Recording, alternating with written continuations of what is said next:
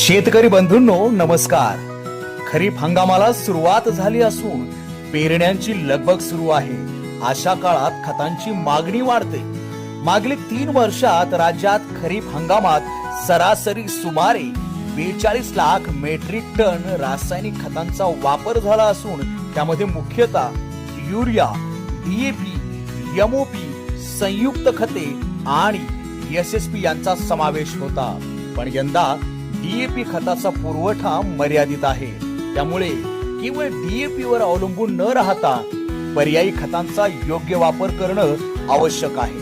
त्यामुळे यंदाच्या हंगामातही उपलब्ध पर्यायांचा विचार करून त्यांचा वापर करणे गरजेचे आहे। आपल्याला माहिती आहे डीएपी खतामध्ये 18% नत्र आणि 46% स्फुरद असतो। हे खरं तर अनेक पिकांसाठी उपयुक्त खत आहे, पण जेव्हा त्याचा पुरवठा कमी होतो तेव्हा आपण काय करायचं? उत्तर सोपं आहे।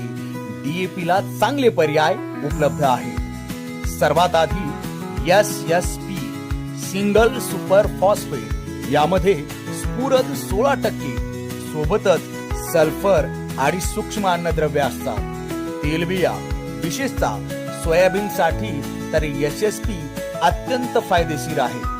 1 गोणी डीएपी ऐवजी अर्धी गोणी युरिया आणि 3 गोण्या एसएसपी वापरल्यास ते उत्तम पर्याय ठरतं। दुसरा पर्याय संयुक्त खते एनपीके, जसं की 10-26-26, 12-32-16, 15-15-15, 20-20-0-13 इत्यादी। यामध्ये नत्र, स्फुरद आणि पालाश ही 3ही अन्नद्रव्ये मिळतात। या खतांचा वापर केल्यास पिकांना संपूर्ण पोषण मिळतं। तिसरा पर्याय टीएसपी ट्रिपल सुपर फॉस्फेट, यामध्ये 46% स्फुरद असतो। 1 गोणी डीएपी ऐवजी अर्धी गोणी युरिया आणि 1 गोणी टीएसपी वापरली तर ते देखील डीएपी खतास उत्तम पर्याय आहे।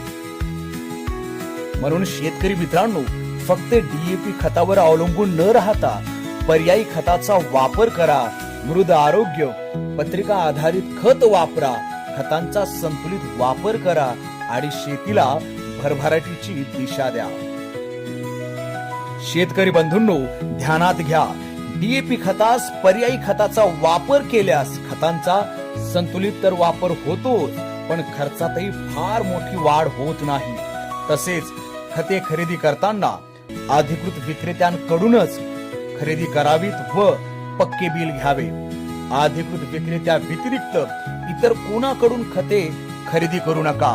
भेसळयुक्त अप्रामाणिक खते आढळून आल्यास कृषी विभागाकडे तात्काळ तक्रार नोंदवा। धन्यवाद।